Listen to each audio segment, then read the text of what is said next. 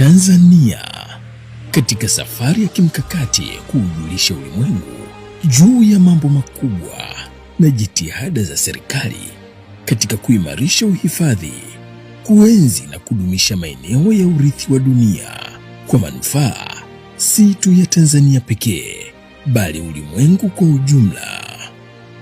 We value our partnership with UNESCO, the World Heritage Center and the advisory bodies, and we remain committed to working together to ensure that our World Heritage properties are conserved for the benefit of Tanzania, Africa and humanity at large.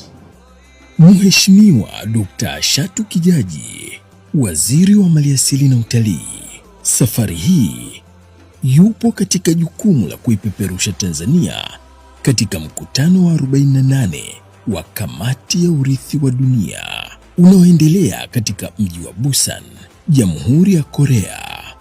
Kwetu sisi tulikuja na hoja na ajenda ya kwanza ilikuwa ni kuongea na wenzetu wa UNESCO pamoja na taasisi zake zinazowashauri juu ya ujenzi wa barabara ya tabaka gumu kutoka Ngorongoro pale langoni la Duare hadi Golini, lakini tutoke Golini tufike mpaka kwenye geti la Ikoma kule Serengeti. Watanzania na dunia ni mashahidi. Hapa nyuma tulipita kwenye changamoto kubwa sana tulipopata mvua, zilinyesha kwa wingi, ni baraka na neema kutoka kwa Mwenyezi Mungu, lakini kwa kuwa barabara zetu ni za vumbi zilituharibia sana barabara zetu zile, tukaona kilio kimekuwa kikubwa. Kwa tumekuja na hiyo ajenda nzuri mkononi ili tuweze kujadiliana. Tunatamani tunapoanza la Duare mpaka Golini sasa tuijenge yote, tuanzie mwanzo wa Ngorongoro mpaka tunapohitimisha hifadhi yetu ya taifa ya Serengeti. Hii ina maana kubwa kwetu kama taifa.